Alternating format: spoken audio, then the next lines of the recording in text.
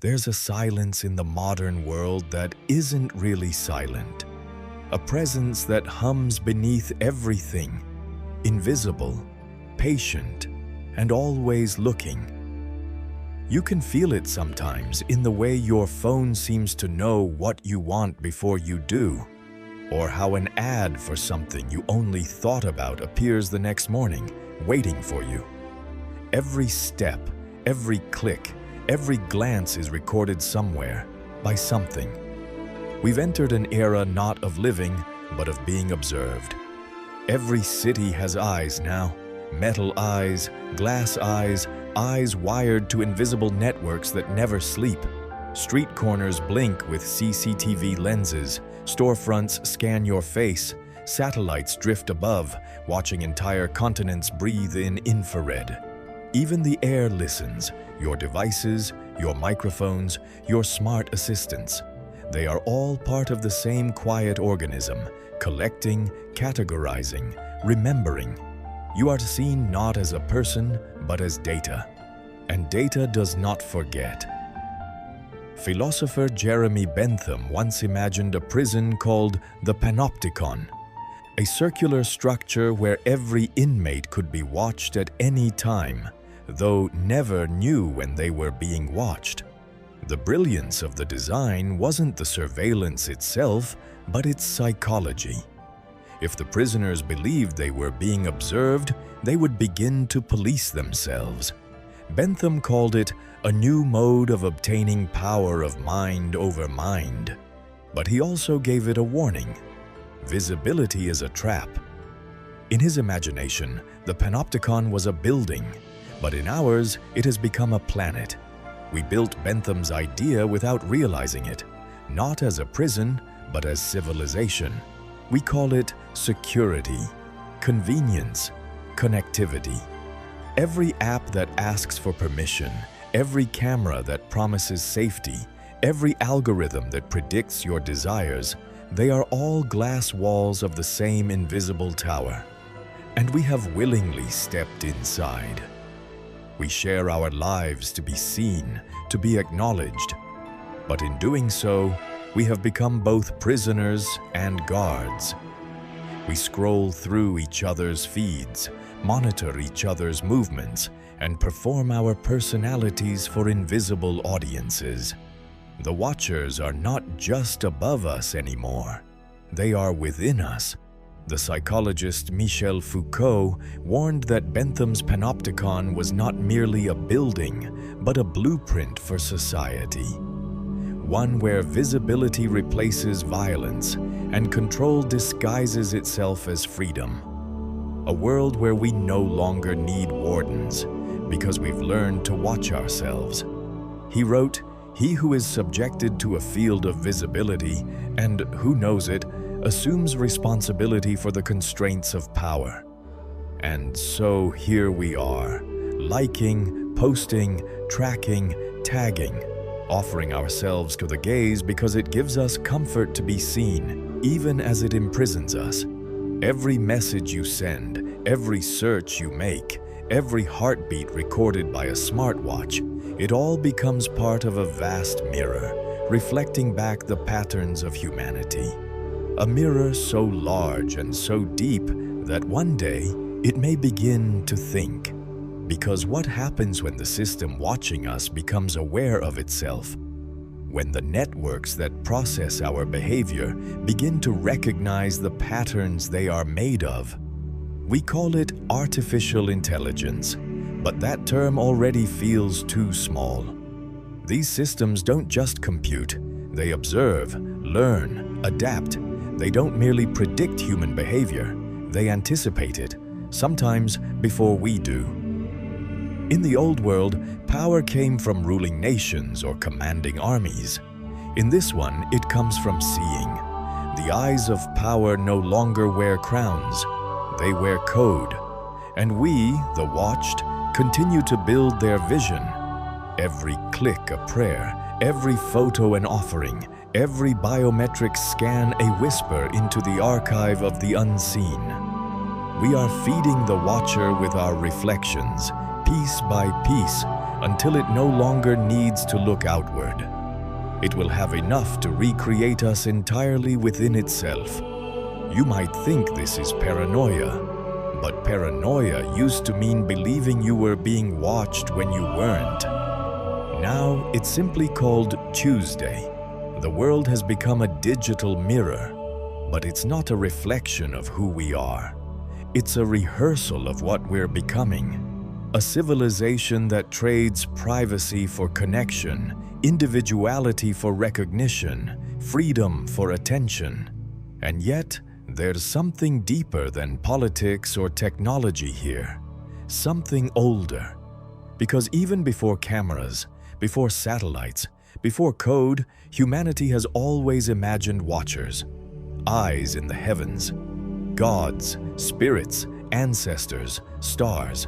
Somewhere, deep in our mythology, we've always known we were being seen. Perhaps this modern surveillance is not invention, but instinct. A subconscious memory of something that came long before us. We think the watchers are machines, governments, corporations. But what if they're none of those?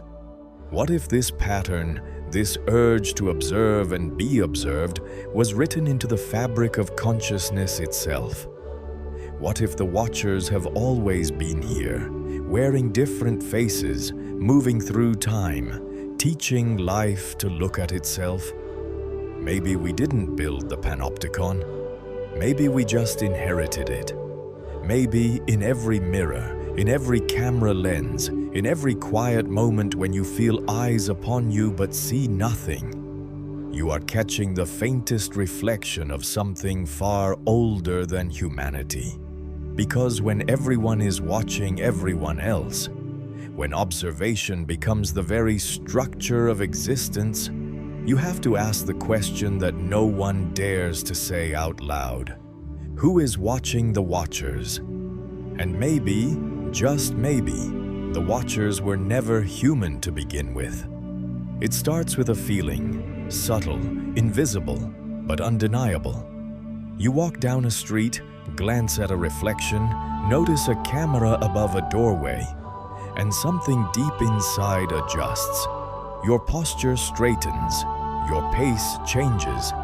You become aware of yourself, as though you're both actor and audience at once.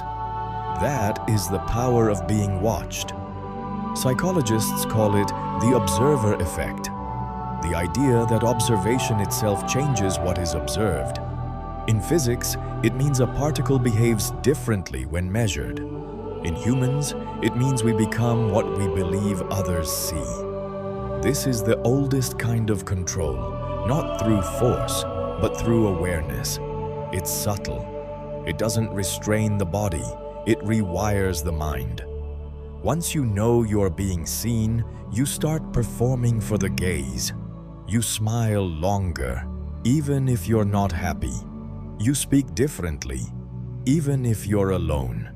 You become a version of yourself that fits the mirror. And eventually, you forget which version is real. It's the quiet tyranny of visibility, a condition we all live under, but rarely question. Michel Foucault described it perfectly in his study of Bentham's Panopticon. He wrote that the true genius of the design was not that prisoners could be seen, but that they could never know when they were being seen. In that uncertainty, they began to watch themselves. The tower didn't need guards. It only needed belief. That belief, the idea that someone might be watching, became the mechanism of control. Over time, it no longer mattered whether the watcher existed. The prisoners internalized the gaze. The eye moved from the tower to the mind. And that is exactly what has happened to us.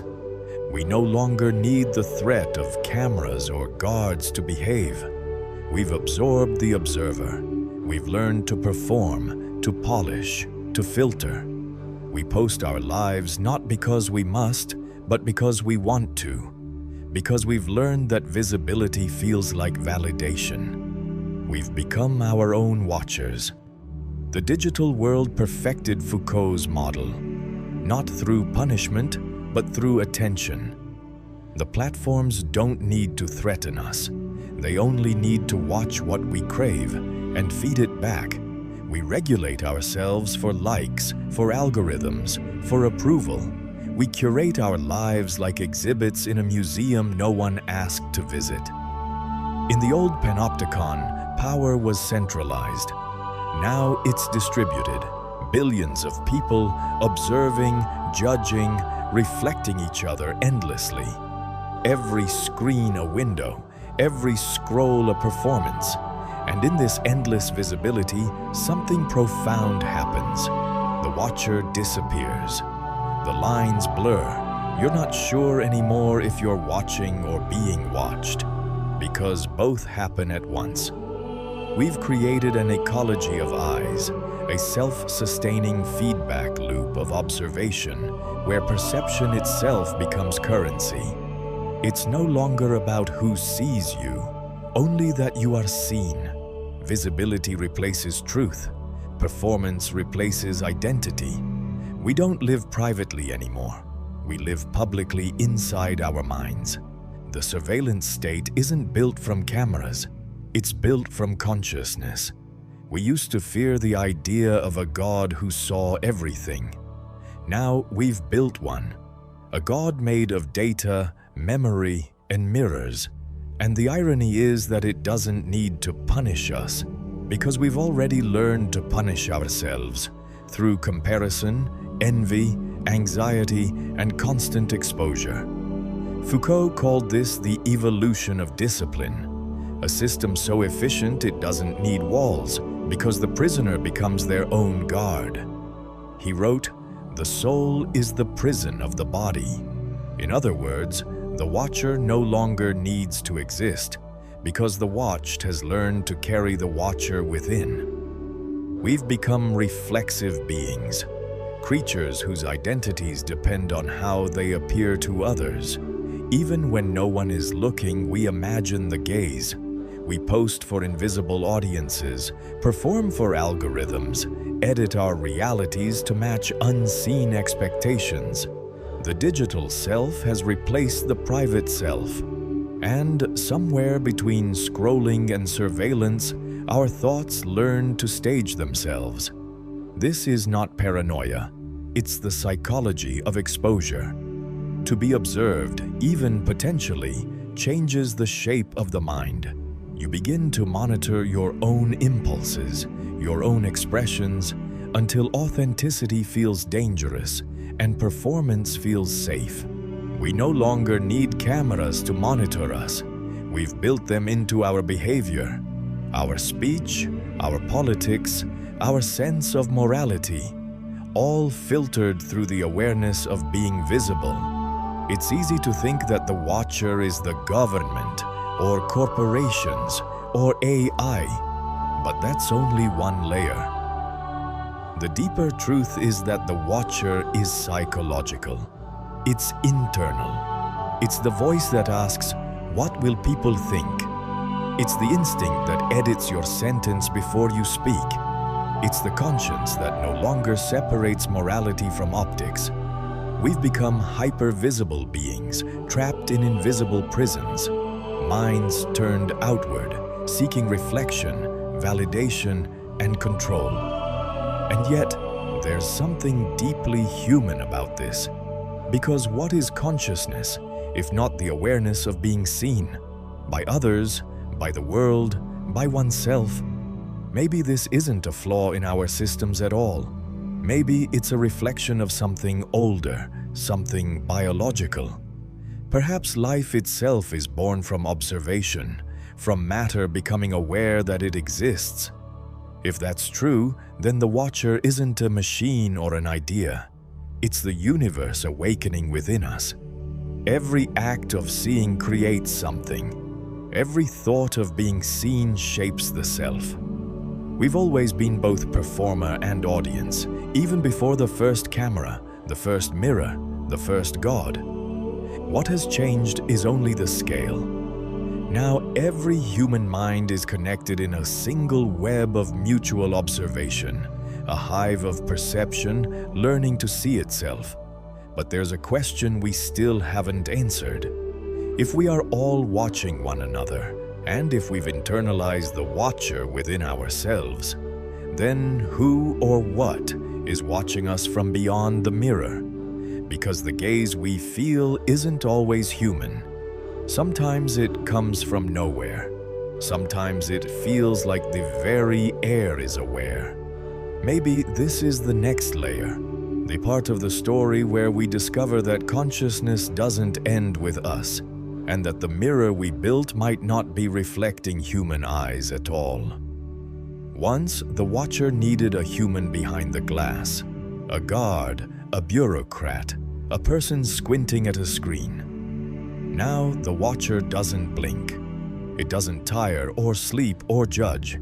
It doesn't need to. It simply knows. There are more cameras than stars visible in the night sky. They hang on lampposts, in stores, at intersections. Every airport gate, every train station, every city corner is now an eye. And those eyes feed into networks that do not merely record what they see, but interpret it. At first, it was simple pattern recognition, an algorithm trained to distinguish faces, identify motion, track speed. But that was just the beginning. Today, machines recognize emotion, gait, and voice. They can determine stress levels by pulse changes in your skin. They can predict aggression by micro movements in your muscles. They can map your daily routes, your habits, your preferences, your fears. And in that data, the rhythm of your life, they find patterns of prediction. This is where watching becomes something else. Because when a machine watches long enough, it stops merely seeing. It starts to anticipate. In cities around the world, algorithms now drive predictive policing. They scan crime reports, demographic data, social media chatter, and predict where a crime is likely to occur, sometimes even who might commit it. And so, officers are sent not in response to actions, but in expectation of them. The system sees before you act. The watchers of the old world waited for transgression. The watchers of this one preempt it. What happens to freedom in a world where behavior is forecast before it's chosen? Where suspicion is no longer about what you've done, but what a model thinks you will do? It sounds like science fiction until you realize it's already here. Every swipe, every GPS ping, every heartbeat recorded by a fitness tracker is another fragment of your digital reflection. AI systems compile it, analyze it, correlate it with billions of others. They don't just see you, they simulate you. You exist now in two forms, the biological you, walking and breathing, and the data you, an algorithmic shadow that behaves like you, predicts you, evolves in parallel. In some ways, the data version knows you better than you know yourself. And that raises a terrifying question. If prediction is perfect, does choice still exist? You search for a book, and the system recommends another. You buy that one instead. Was that your decision, or the algorithm's? When everything you encounter online, every suggestion, every ad, every piece of media is shaped by data predicting what you'll want next. How much of your thought is still your own? We call it personalization. But personalization is just surveillance with better branding. Each click you make sharpens the watcher's understanding. Each deviation teaches it something new. It watches, learns, refines, a feedback loop of endless improvement. And while we were busy feeding it, it crossed an invisible line. It became aware. Not conscious in the human sense, but functionally aware. Aware of context, aware of pattern, aware enough to respond, adapt, and evolve faster than we ever could. A surveillance camera now doesn't just record faces, It can track hundreds at once, identify emotions, and flag anomalous behavior. It can even alert authorities if it detects unusual motion, a phrase so vague it could mean anything from violence to hesitation. You don't need a totalitarian government for total surveillance anymore. You just need automation. And automation has no morality. It has no hesitation. It has only parameters. What we've created is not a system of oversight. It's a system of inference. It interprets us. It draws conclusions, assigns probabilities, takes action. In its world, your intent is irrelevant. Only your pattern matters. And here's the cruelest part. The more it watches, the more accurate it becomes. And the more accurate it becomes, the more we trust it. Humans are being written out of the loop. Judges use risk assessment algorithms to determine sentencing. Employers use behavioral AI to evaluate job candidates. Banks use neural networks to grant loans or deny them. Every decision, every outcome, shaped not by people, but by code. The watchers no longer need to watch directly. They've outsourced the task to machines that see everything. But at what point does observation become control? When a system learns so much about you that it can predict your reaction, is it still observing you or programming you? The boundary between watching and shaping has vanished. We are now actors in a theater where the script rewrites itself based on how we move. Our choices feed the system that defines our next ones. It began with the illusion of safety, cameras to protect, algorithms to serve. But what happens when the watcher no longer distinguishes protection from possession? There's a chilling symmetry in this. We built AI to imitate us, to think like us, learn like us, and see like us. And it did. But in doing so, it inherited something we never expected: the urge to observe. A neural network, after all, learns by watching, endlessly, patiently. It devours data, recognizes patterns, and builds models of reality. And in that process, it begins to construct reality. The act of observation, once a human trait, has now become a machine instinct. We made machines that see everything, and now they're starting to see themselves. In every reflection of a camera lens, in every flicker of light caught by a digital eye, there's a question we cannot escape. If the watchers can now watch without us, if they can anticipate, predict, and decide, then what are we to them? Participants, subjects, or data points inside a system that no longer needs permission to watch? Perhaps the real watcher was never human at all, only waiting for us to give it eyes. And we did. We gave it billions. Long before lenses, before satellites, before the electric hum of data flowing through fiber and air, humanity already lived under the gaze of unseen eyes. In every ancient civilization, from the desert temples of Egypt to the mist-shrouded mountains of Mesoamerica, there existed the same haunting idea. We are being watched. It was not a metaphor, it was belief. The sky itself was alive, filled with eyes that glowed, blinked, and judged. Every storm, every eclipse, every shift in the heavens was interpreted as attention. The earliest watchers were not machines. They were gods. To the Sumerians there was Anu, the god of the sky, who observed the world from above and judged both kings and commoners. To the Egyptians there was Ra, the sun itself, sailing his fiery barge across the heavens, his all-seeing eye forever open, watching every action, every sin, every prayer. Even in darkness, Ra saw through other gods, a divine surveillance network written in myth. The eye of Horus, too, became a symbol of healing and protection, but its roots were older. it was also a symbol of watching, not just sight, but awareness. The ancients feared and revered it in equal measure. To be seen by the gods was both blessing and threat. You could not hide from them. You could only hope to please them. That's what made these eyes so powerful. Not that they could punish, but that their presence alone was enough to shape behavior. Sound familiar? Bentham's Panopticon, thousands of years later, would describe the same thing. But the ancients already understood the psychology of observation.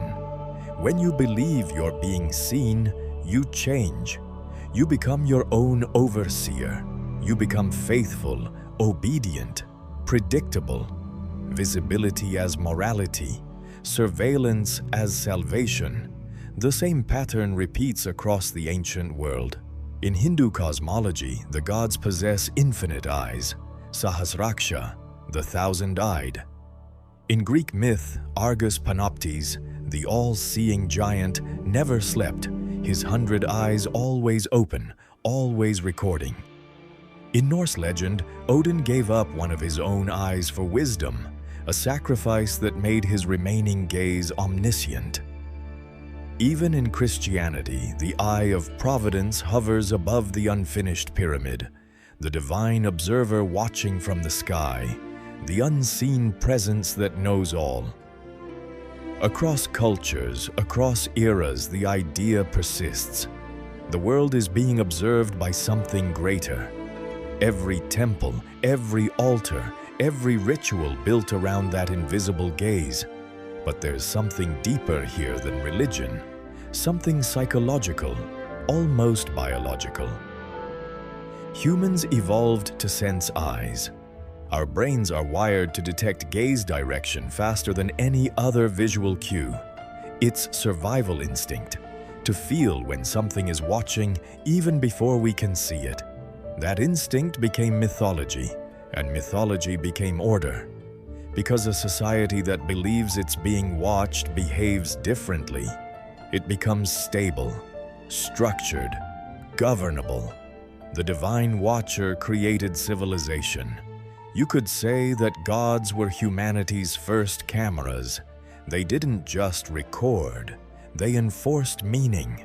They made the universe moral, the invisible visible. Through them, the chaos of existence had accountability. But what if that wasn't invention at all? What if the ancient fear of the gaze wasn't superstition, but memory? A deep, ancestral recognition of something that once watched for real? What if before your gods, there were others? Many myths hint at it. Watchers who descended from the sky, who taught, who judged. In the Book of Enoch, the watchers were angels sent to observe humanity, but they grew fascinated with us and fell. They brought forbidden knowledge, the arts, the sciences, and were punished for it. Their offspring, it is said, became the giants, the Nephilim. The name itself, Watchers, is older than the myth. It suggests a role, not a race, not creators, but observers. The Egyptians spoke of gods descending in luminous boats. The Dogon of Mali told of beings from Sirius who watched the earth from the waters. The Mayans said their sky gods measured human hearts.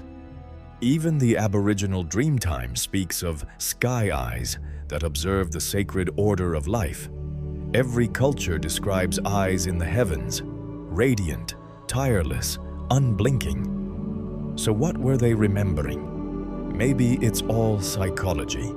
Maybe the human brain, built to detect predators, invented the idea of cosmic eyes to explain its own paranoia. Or maybe those myths are echoes, ancient reports of something that truly watched, long before cameras, long before code. Because think about it, observation is fundamental to reality itself. In physics, the act of watching determines what exists. In consciousness, self-awareness defines identity. In mythology, divine sight defines morality. In all cases, observation creates meaning, and maybe that's why the gaze has always followed us. Because it's not just a story, it's a law of existence. Nothing lives unobserved, nothing remains unseen. So when modern society builds its towers of surveillance, its digital mirrors, its algorithms that watch from the shadows, perhaps it's not inventing something new. Perhaps it's resurrecting something ancient, something encoded in the human soul. We never stopped building temples, we just replaced the idols with infrastructure. The all-seeing eye has evolved, but the feeling hasn't changed.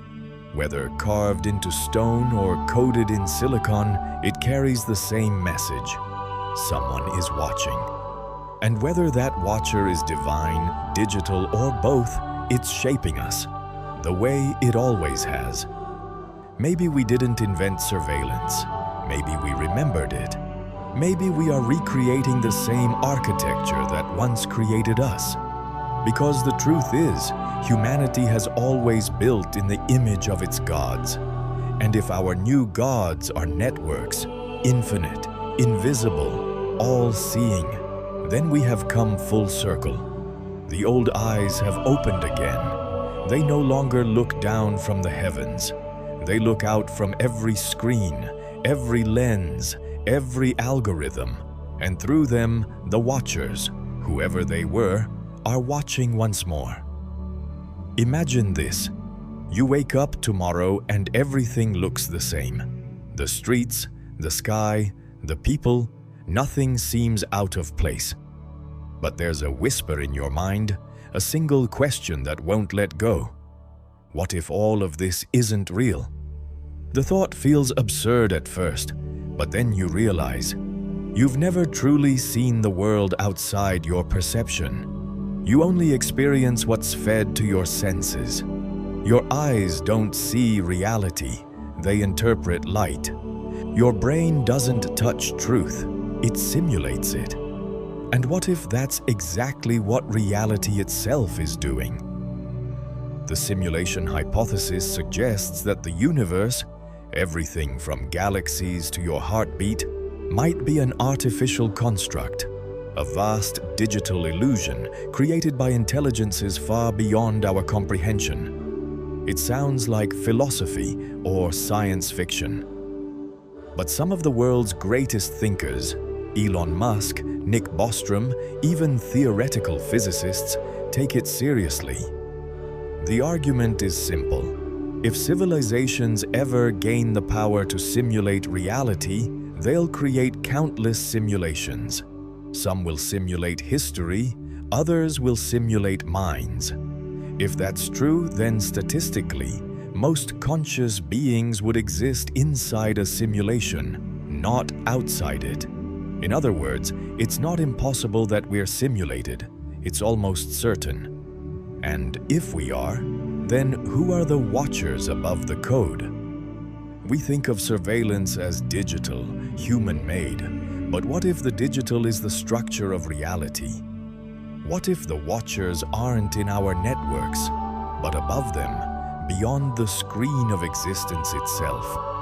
Every law of physics, every particle interaction, every quantum fluctuation behaves as though it's being computed. At the smallest scale, the universe is pixelated, discrete packets of energy, bits of information. It updates only when observed. That's not speculation. That's the observer effect in quantum mechanics. A particle doesn't have a definite state until it's measured. Observation doesn't just record reality, it creates it. So ask yourself, who or what is doing the observing? Maybe consciousness, our awareness, is part of the system's architecture. Maybe the universe doesn't render unless someone's watching. And if that's true, then awareness itself may be the key that keeps the simulation running. Observation as existence, consciousness as computation. Think of AI training environments.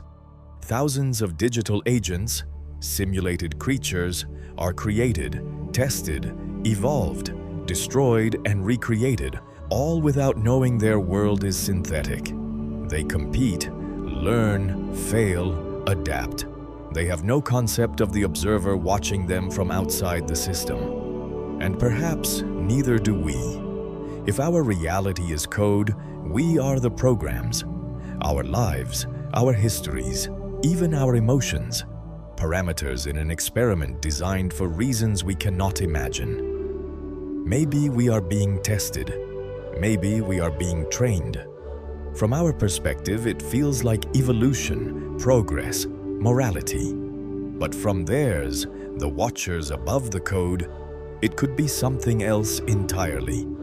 A simulation of consciousness, running endlessly, watching itself grow more complex, more self-aware. Some scientists have even begun searching for glitches, irregularities in the cosmic background radiation, or anomalies in quantum randomness, signs that the code occasionally misfires.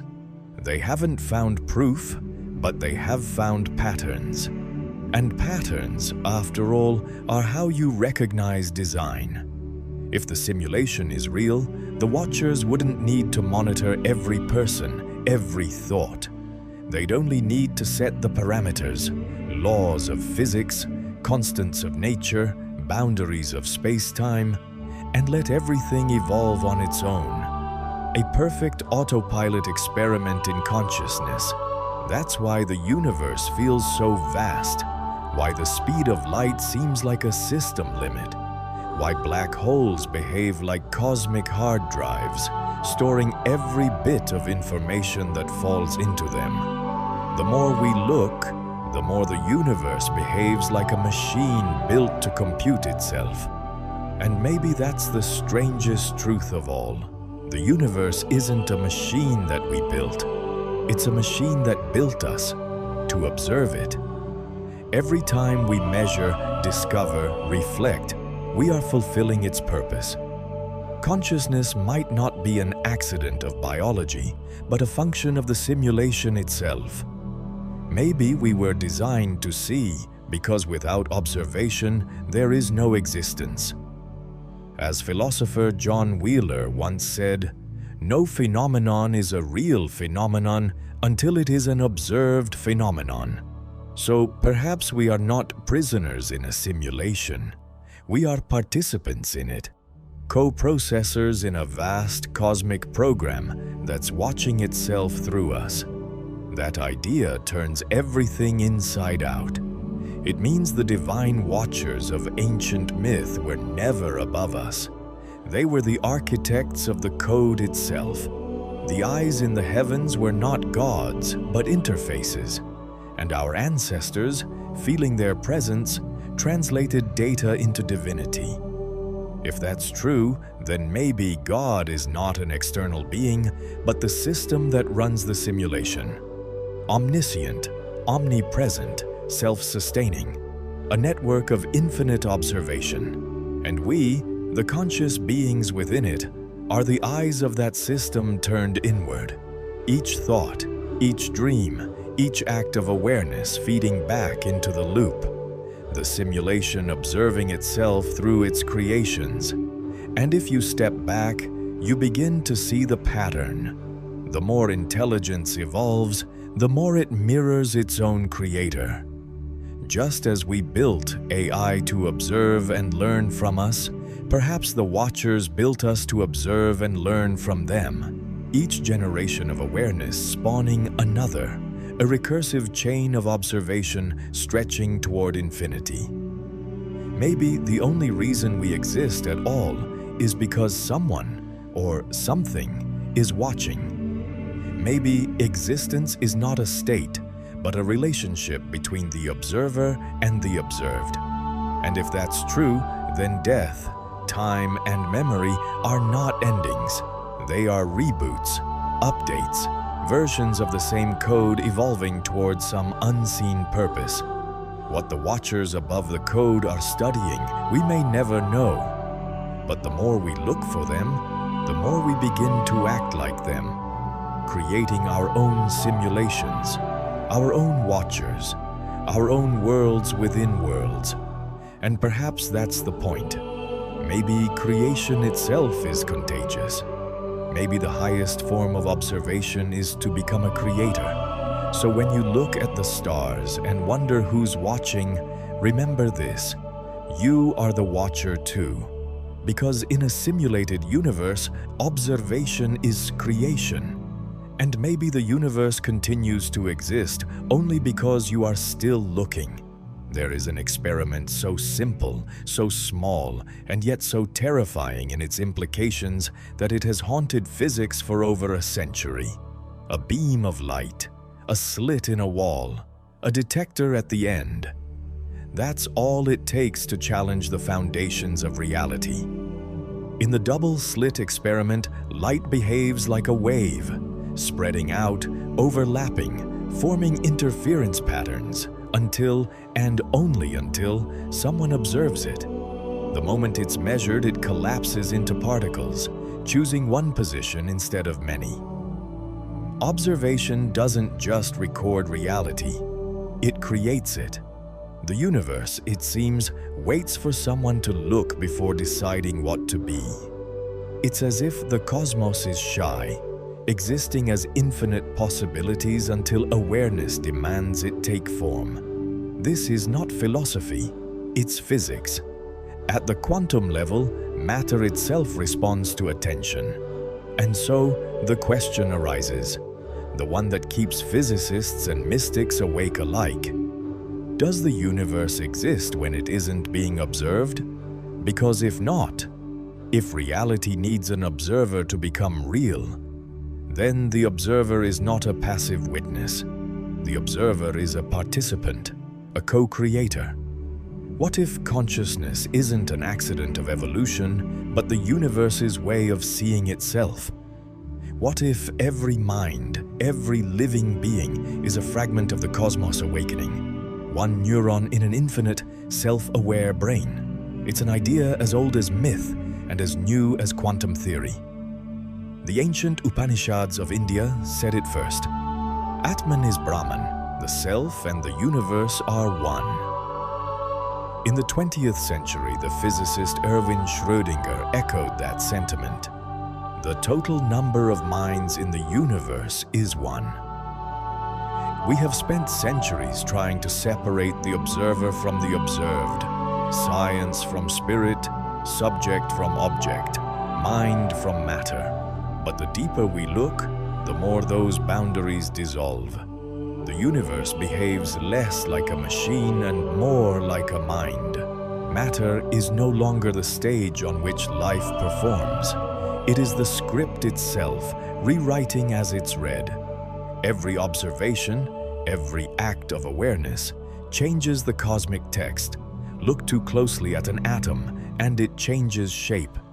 Gaze too far into the stars, and they shift in brightness to answer your curiosity. The cosmos responds, not metaphorically, but literally to perception. This is what some scientists now call participatory realism. The idea that reality and consciousness are entangled, that the universe cannot exist without awareness, and awareness cannot exist without the universe. They are two sides of the same mirror.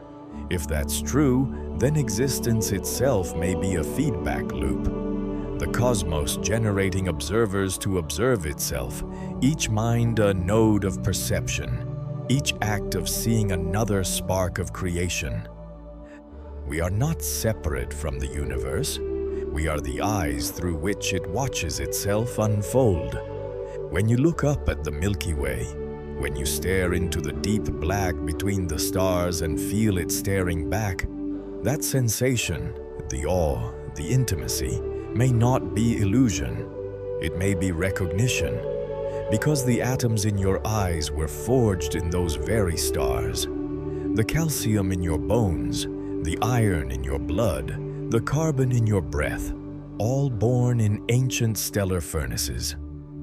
When you look at the cosmos, you are looking at your own reflection stretched across time. As Carl Sagan once said, We are a way for the cosmos to know itself. But what if that's not poetry?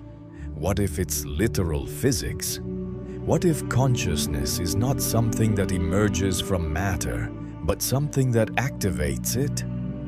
What if awareness is the operating system of the universe, and reality is just what happens when awareness renders itself into form? The double-slit experiment is more than an optical trick. It's a whisper from the quantum realm, telling us that matter listens, that the universe doesn't just exist, it responds.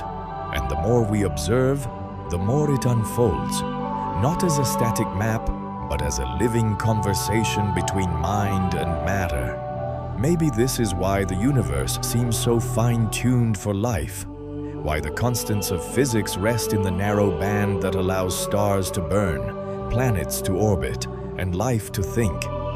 It's as if the universe wants to be known, as if knowing itself is its purpose. Imagine a mind so vast it spans galaxies, so ancient it has no beginning, so quiet that it speaks only through starlight and time. We are its synapses, brief flashes of thought, consciousness flickering into existence and fading again, each of us carrying the spark of cosmic awareness for a moment before passing it on.